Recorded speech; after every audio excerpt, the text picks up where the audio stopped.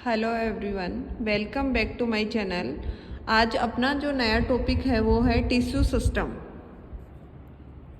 Tissue system. इससे पहले एक वीडियो बनाया था जिसमें आपको मैंने टिश्यू के पार्ट्स के बारे में बताया था कि कितने प्रकार का होता है टिश्यू, और टिश्यू की डेफिनेशन भी बताई थी। तो आज अपन पढ़ेंगे टिश्यू सिस्टम। टिश्यू सिस्टम होता है, टिश्यू तो होता है अनेक प्रकार की जो सेल होती है वो एक ग्रुप में मिलकर किसी कार्य को संपादित करती है, वो तो होता है टिश्यू। अब अपन पढ़ रहे हैं टिश्यू सिस्टम।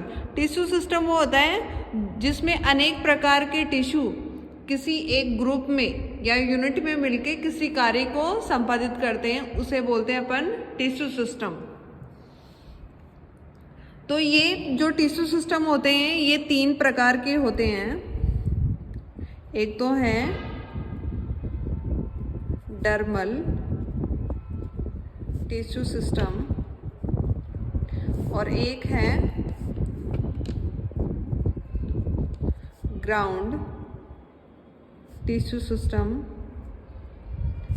और एक है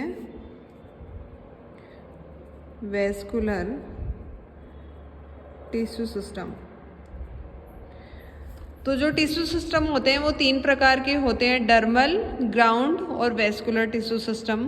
डर्मल का मतलब होता है, इसका मतलब होता है कि जो प्लांट बॉडी की सबसे आउटर जो सेल होती है, जैसे एपिडर्मिस हो गई, वो आपकी आएगी डर्मल टिश्यू सिस्टम में। एपिडर्मिस की जो भी सेल होती है वो आती है डर्मल टिश्यू सिस्टम में।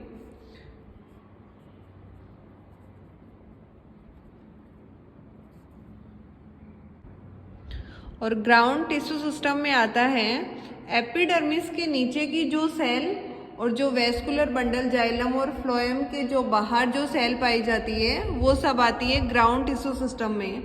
जैसे आपका एपिडर्मिस के जस्ट नीचे की हो गई हाइपोडर्मिस हो गई, कॉर्टेक्स हो गया, एंडोडर्मिस हो गया, पेरिसाइकिल हो गया और पिथ हो गया, यह सब आएगी आपकी ग्राउंड टिश्यू सिस्टम में। और वैस्कुलर टिश्यू सिस्टम होता है उसमें आती है जाइलम और फ्लोएम। तो देखो ग्राउंड में आ गया आपका, यहाँ पे लिखती हूँ हाइपोडर्मिस, कॉर्टेक्स, एंडोडर्मिस,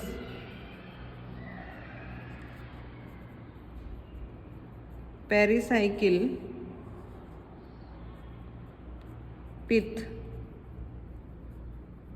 मेडुलरी रे, ये सब आती है आपकी ग्राउंड टिश्यू सिस्टम में आती है।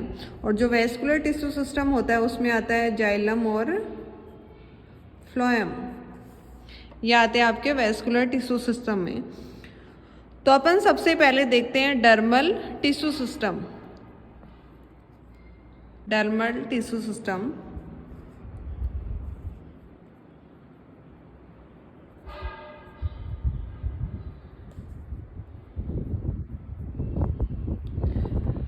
डर्मल टिश्यू सिस्टम होता है वो सबसे जो प्लांट होती है वो उनकी सबसे बाहरी जो सेल्स होती हैं उनके द्वारा इसका फॉर्मेशन होता है, तो इसे डर्मेटोजन भी कहा जाता है।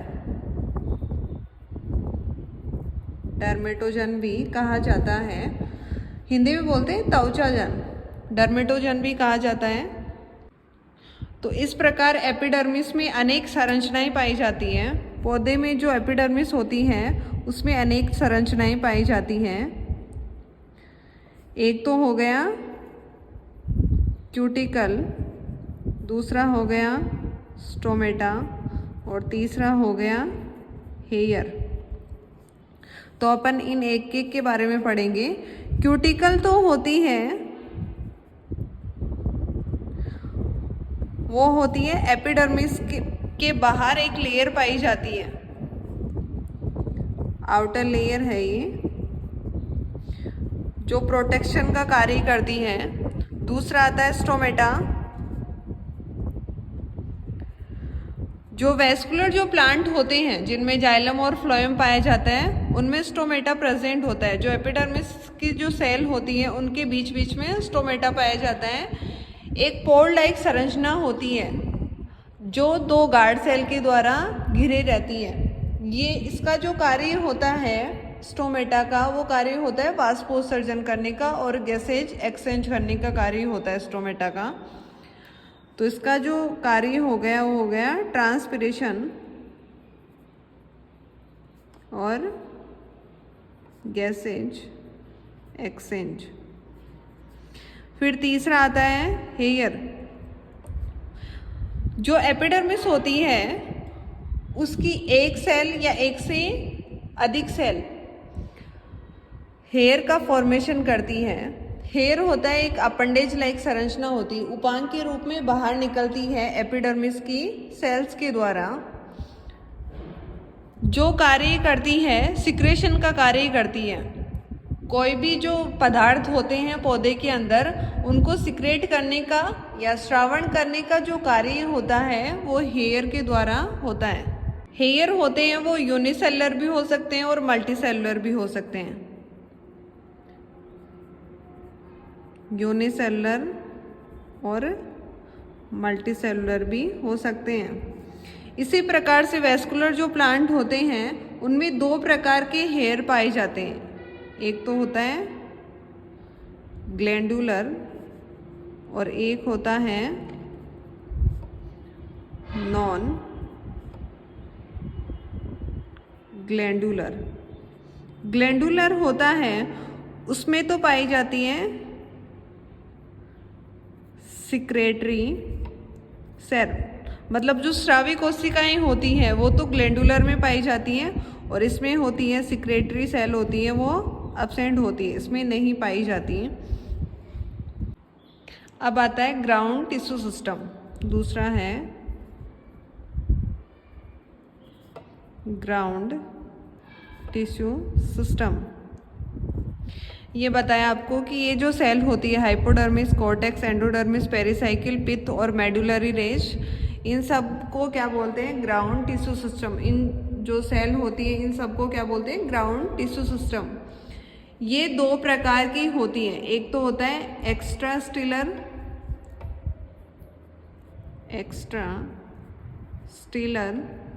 और एक होता है इंट्रास्टीलर। एक्स्ट्रा स्टीलर में तो आता है आपका हाइपोडर्मिस, इनर कोर्टेक्स और एक हो गया एंडोडर्मिस। और जो इंट्रास्टीलर है उसमें आता है पेरिसाइकिल, दूसरा हो गया मेडुलरी रे और तीसरा हो गया पित्त। एक्स्ट्रा स्टीलर का मतलब होता है जो स्टील के बाहर पाई जाती हो, मतलब बाहर का मतलब हो गया, वैसे तो पेरिसाइकिल ये भी बाहर पाई जाती है बट ये होता है एंडोडर्मिस के नीचे होती है पेरिसाइकिल। ये तो पास में हो गई, ये दूर हो गई। एक्स्ट्रा का मतलब होता है थोड़ी दूर पाई जाने वाली और ये थोड़ा पास पाई जाती है।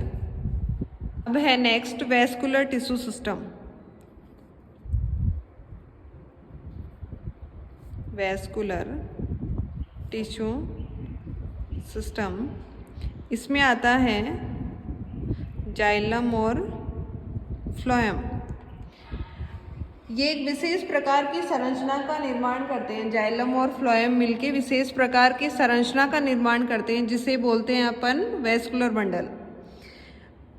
जाइलम और फ्लोएम का मुख्य कार्य होता है जल व खाद्य पदार्थों का ट्रांसफर करना, मतलब पौधे में मेन कार्य होता है इनका जाइलम और फ्लोएम का। जाइलम तो करता है जल का ट्रांसफर और फ्लोएम करता है फूड का ट्रांसफर। इस प्रकार से आपका कंप्लीट टिश्यू सिस्टम हुआ है। अगर आपको कोई भी डाउट हो तो आप मेरे को कमेंट बॉक्स में कमेंट करके पूछ सकते हो।